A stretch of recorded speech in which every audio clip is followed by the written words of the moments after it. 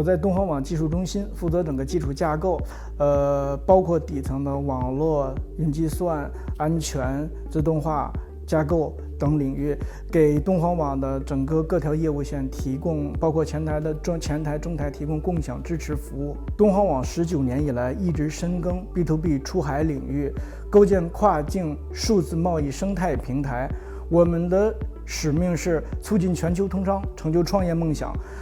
对于电商平台来说 ，API 无处不在，尤其是大规模的采用云原生跟微服务架构之后，我们可以说基本上到处都是 API 的一个存在和调用。那对于我们面临的挑战来说，首先就是从技术角度，我知己知彼，我是否足够可视化，我有多少的 API 的资产，这个是一个很重要的一个基础点。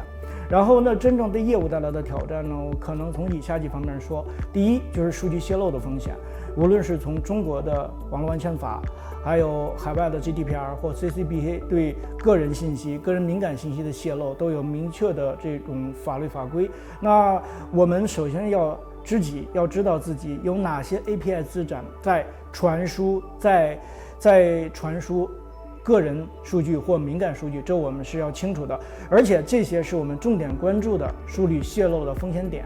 那第二呢，就是说身份认证与授权的风险。对于一个 API 来说，我们非常关注给正确的人正确的授权，能够保证必要的最小的看到他想要的数据。那第三个呢，就是常规的安全逻辑漏洞的一些风险。目前的交付 API 的交付 API 的一个小的一个逻辑漏洞，就会带来不可逆转的风险，有可能是金钱上的损失，也有可能是数据的泄露。第一个呢，就是拒绝服务攻击。造成拒绝服务攻击的方式有多种多样的。最常见的呢，就是这种泛红大规模的攻击，造成你的服务没法响应。然后另外一个是一些对特殊字符对一些场景的处理，它可能会利用一些组件的漏洞。然后如果我们的对这种特殊字符在程序中控制不好的话，很可能造成我们的服务没法响应。这是拒绝服务。然后第二个我想说的是逻辑漏洞。所有的 API 都是我们程序员来写的，在设计这个程序的时候，会有对异常的处理，可能不见得每个人考虑都那么周全。当考虑不周全的时候，尤其是对我们安全人员来说，它是一个反向思维，很容易就发现了一些逻辑上的一些漏洞点被利用。对，这是逻辑漏洞。然后另外还有像爬虫，有一些 API 虽然我们不敏感，但是它会吐出很多相关的数据，这些数据可能会被有心人来利用，获取他想要的信息。对，也可能是友商，也可能是竞品，也可能是恶意获取数据的。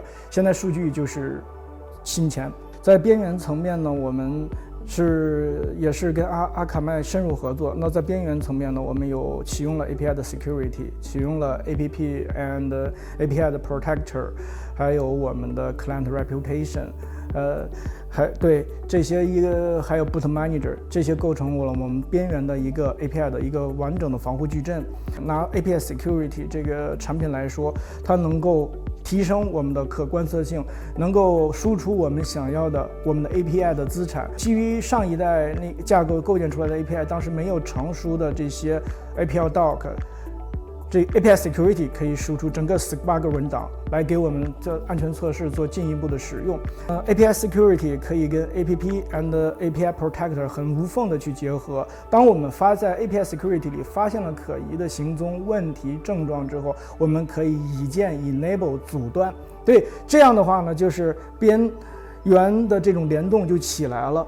其实最亮眼的是API security 支持这种 hybrid 的一个部署的架构，可以直接轻量级的部署在 on-premise 的一个环境。因为API security 本身是支撑 hybrid 的一个部署方式，在云上的部署基本上我们是没有任何的一个精力耗费，只是提供了我们的这个域名，基本上就可以很快的就把这些数据可视化出来。由于各个国家对法律法规的越来越严格，API 的这个管控是一定要做起来的。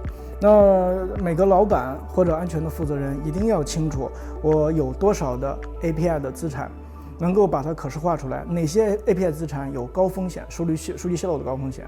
哪些有很大的会有安全漏洞？对，这些自己要了然于胸。